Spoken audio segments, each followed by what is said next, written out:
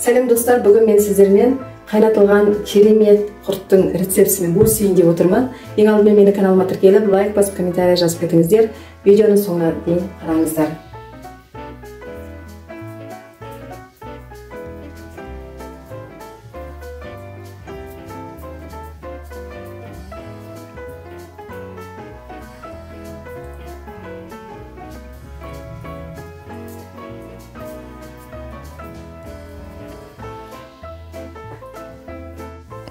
Құрттың көк суы арылғанша астын жай отқа қоямыз да қайнатып аламыз, және де араластырып отырамыз. Өйткені асты күйіп кетпеу керек. Үнемі араластырып отыру керек.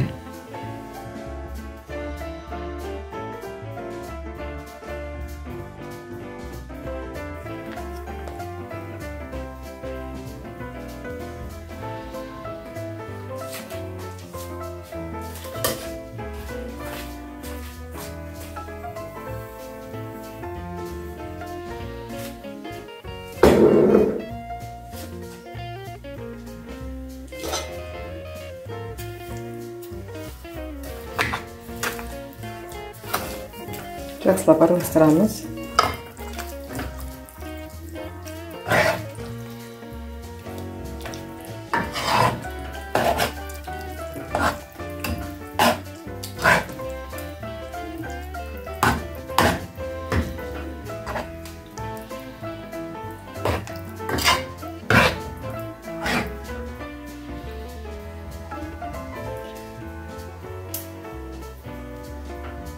Түйіршіктері кеткенше жақсылап қайнатамыз.